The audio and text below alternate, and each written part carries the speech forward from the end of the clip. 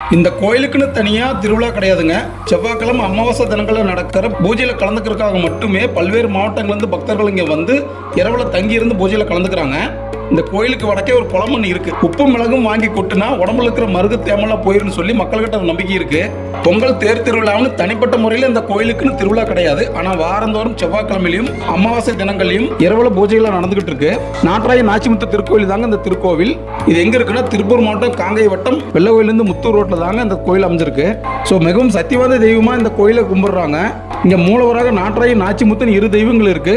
So இந்த நாட்டாய நாச்சிமுத்து இரண்டு தெய்வங்களுமே சிவன் பார்வதிக்கு பிறந்தவங்க அப்படின்னு சொல்லி மக்கள் நம்புறாங்க. இந்த கோயிலுக்கு வெளியே மகாமுனி தெய்வம் இருக்கு. இந்த மகாமுனிக்கு தாங்க ஆடு கோழி எல்லாமே பலியிடுறாங்க. அருகிலேயே வேம்பு அரசன் மரம் இருக்கு.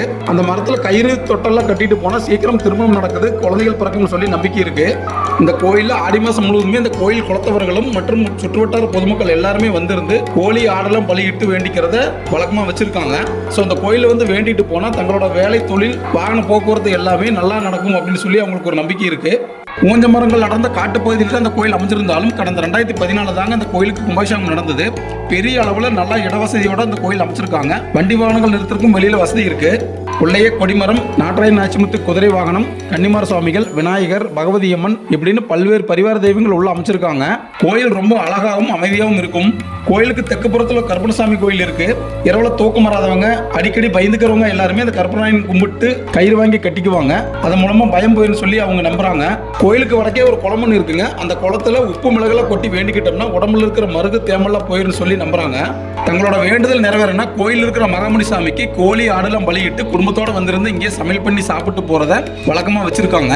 இந்த கோயில இரவுல தங்க முடியாதுங்க. செவ்வாய்க்கிழமை அமாவாசை தினங்கள்ல இரவுல நடக்கிற பூஜைக்காக மட்டும்தாங்க பக்தர்கள் வந்து தங்குவாங்க. அவங்க தங்கறதுக்கான ஒரு பெரிய மண்டபம் இருக்கு. இந்த கோயிலோட தலைவருச்சம் இளந்தை மரம்.